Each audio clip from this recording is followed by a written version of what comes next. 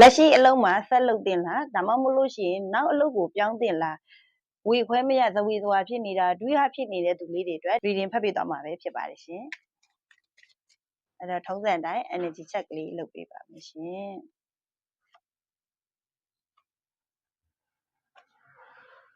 အဲ့ဒီ reading ကိုကြည့်နေတဲ့မိတ်ဆွေတို့အနေနဲ့ကပေါ့နော်လက်ရှိမှာကိုက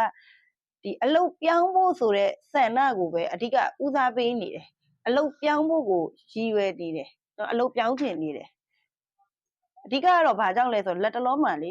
ဒီလုပ်ငန်းခွင်မှာအတိုက်ခံလေးတွေကြုံရတာတွေနောက်တစ်ခုကကျတော့ကိုယ့်ရဲ့အလုပ်မှာကိုကစိတ်မပျော်တော့တာပေါ့နော်စိတ်မပျော်တော့တာမျိုးတွေနောက်တစ်ခုကကျတော့ဒီအတိုက်ခံတွေများနေတာကိုယ့်အတွက်အထူးသဖြင့်ပြောရမယ်ဆိုလို့ရှိရင်တော့လာသာဆိုတာအထက်ဒီ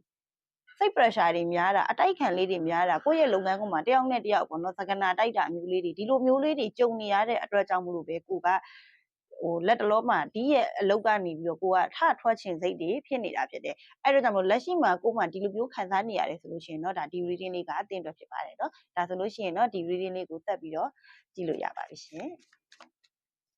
စိတ်ကိုတည်တည်ငြိမ်ငြိမ်လေးထားပေးပါဘာမှမတွေးတော့ဘဲနဲ့ကက်ကလေးတွေကဗာလေးတွေပြောချင်နေလဲဆိုတာကိုဆရာမနဲ့အတူကြည့်လိုက်ကြရအောင်เนาะဒါကတော့လက်ရှိအလုပ်မှာဆက်လုပ်တင်လားသို့မဟုတ်နောက်အလုပ်ကိုပြောင်းတင်နေပြီလာ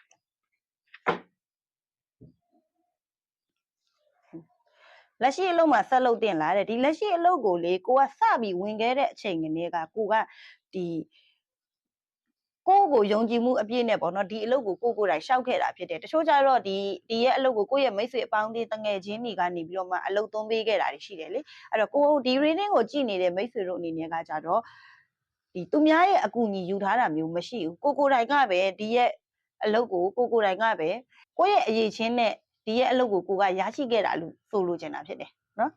အဲ့တော့လက်ရှိမှာလည်းဒီရဲ့အလုပ်ထဲမှာကိုကဒါ manager ဖြစ်နေတာမျိုး supervisor ဖြစ်နေတာမျိုးဒီလိုမျိုးကိုယ့်ရဲ့အလုပ်မှာကိုဒီနေရာတစ်ခုရရှိနေတဲ့သူဥဆောင်ပြီးတော့မှလုပ်နေရတဲ့သူဖြစ်တယ်เนาะဒါလက်ရှိမှာလည်းဒီရဲ့အလုပ်မှာကိုဒီဥဆောင်လုပ်ကင်နေရတဲ့သူဖြစ်တယ် magician ကတ်ကြထားတာဖြစ်တဲ့အတွက်ကြောင့်ပေါ့နော်ကိုတိုင်ကလည်းဒီရဲ့အလုပ်မှာလက်ရှိမှာလည်းနေရာတနေရာအတော်လေးကိုရနေတဲ့သူဖြစ်တယ်ဒီရဲ့အလုပ်ကိုဆက်လုပ်မယ်ဆိုလို့ရှိရင်တော့ကိုအနေနဲ့ကဒီအခွင့်အလမ်းနေပို့ပြီးတော့မှရလာနိုင်မယ်ဆိုလိုချင်တာကကိုက supervisor ရာထူးမှာလောက်ကင်နေတဲ့သူဆိုလို့ရှိရင် manager ရာထူးထိကိုဒီရောက်လာတာမျိုးเนาะဒါချက်ချင်းကြီးရောက်လာတာတော့မဟုတ်ဘူးเนาะဆက်ပြီးတော့လောက်သွားမယ်ဆိုလို့ရှိရင်အချိန်တစ်ခုကာလတစ်ခုပြီးတဲ့အခါမှာကိုဒီလိုမျိုးတွေရလာမယ်နောက်တစ်ခုကကျတော့ဒီရဲ့လုပ်ငန်းကနေပဲကိုကအတွေ့အကြုံတွေရလာပြီးတော့မှနောက်ထပ်ဒီကိုဘာတွေဆက်လုပ်ရမယ်ဆိုပြီးတော့လမ်းကြောင်းအသစ်တစ်ခုကိုကထပ်ပြီးတော့ပွင့်လာတာမျိုးဒီလိုမျိုးဒီကိုအတွက်အလားအလာတွေပိုကောင်းတယ်ဆိုလိုချင်တာကကိုအနေနဲ့ကဒီရဲ့အလုပ်ကနေဥပမာကိုဒီ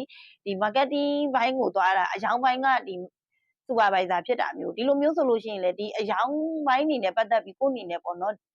ဒီအယောင်ဘိုင်းတွေကျွမ်းကျင်လာတာကိုယ့်ရဲ့ scale ကမြင့်လာတာအဲ့ဒီအခါမှာဒီအယောင်ဘိုင်းနဲ့ပတ်သက်ပြီးတော့မှကိုကတင်တန်းနေပြန်ပြီးတော့ဖွင့်နိုင်တာမျိုး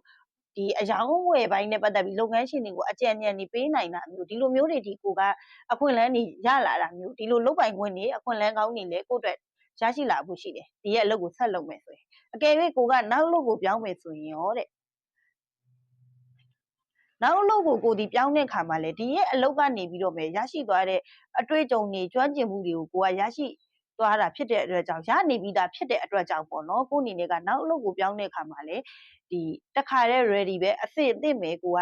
လုပ်လုပ်လို့ရတယ်ဆိုလိုချင်တာကဒီလက်ရှိအလုပ်ကနေကိုလက်ရှိရခဲ့တဲ့အတွေ့အကြုံတွေကနေပြီးတော့မှပဲနောက်လုပ်ကိုရောက်တဲ့ခါမှာလည်းမျက်နှာငယ်စရာမလိုဘူးနေရာတစ်ခုကတခါတည်းရပြီးသားဖြစ်တယ်เนาะသို့ပေမဲ့လို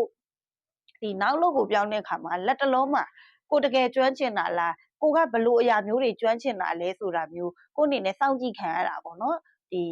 ကိုယ့်ရဲ့လုပ်ရည်ကိုင်ရည်ကိုယ့်ရဲ့အရေးချင်းကိုကြတော့သူတို့ကဒါအခုမှစပြီးတော့ကိုကအလုပ်ဝင်တာဖြစ်တဲ့အတွက်ကြောင့်သူတို့အနေနဲ့ကလက်ခံပေးလို့ရမရကိုဒီဘလောက်အတိုင်းတာဒီကျွမ်းကျင်မှုရှိနေလဲဆိုတာမျိုးကိုသူတို့ရဲ့စောင့်ကြည့်နေမှုအချိန်ကာလတစ်ခုရှိတဲ့အတွက်ကြောင့်မလို့ဒီဘက်အလုပ်မှာလိုမျိုးကိုကဒ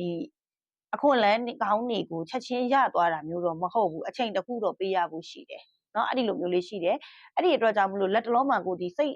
လွတ်လပ်မှုမရှိတာပေါ့ကိုယ့်ရဲ့လက်ရှိအလုပ်မှာဆိုလို့ရှိရင်တော့ကိုယ့်အကြောင်းကိုသိနေတာဖြစ်တဲ့အတွက်ကြောင့်ကိုဘလို့ပဲနေဘလို့ပဲသွားပါပဲလုပ်လို့ရတယ်သို့ပေမဲ့အချိန်တိုင်းတော့ကိုယ့်ရဲ့အလုပ်ကတော့ပြီးနေတာဖြစ်တယ်ပြီးနေရမယ်ပေါ့နော်အဲ့တော့အချိန်တိုင်းလည်းကိုယ့်ရဲ့အလုပ်ကပြီးတယ်တာဝန်နေကြည့်နေတာဖြစ်တဲ့အတွက်ကြောင့်မလို့လက်ရှိလုပ်မှာတော့ဟိုစိတ်လွတ်လပ်မှုရတယ် တစ်ဖက်အလုပ်မှာကျတော့ကိုစိတ်လွတ်လပ်မှုမရတာတွေဖြစ်တတ်တယ်နောက်တစ်ခုကကျတော့ဘာတွေဖြစ်လာမလဲဆိုတဲ့အခါမှာဒီနောက်ထပ်အလုပ်အသစ်မှာကျတော့ကိုအနေနဲ့ကစိတ်မွန်းကျက်နေတဲ့အရာတွေကနေတော့လွတ်မြောက်သွားနိုင်လိုက်မယ်အဲ့တော့စိတ်တော်ချမ်းသာရမယ်ဒီအခွင့်အလန်းအနေနဲ့ရေရှည်ကိုကြည့်မယ်ဆိုလို့ရှိရင်တော့လက်ရှိအလုပ်ကကိုယ့်တက်ပို့ပြီးတော့အခွင့်အလန်းကောင်းတယ်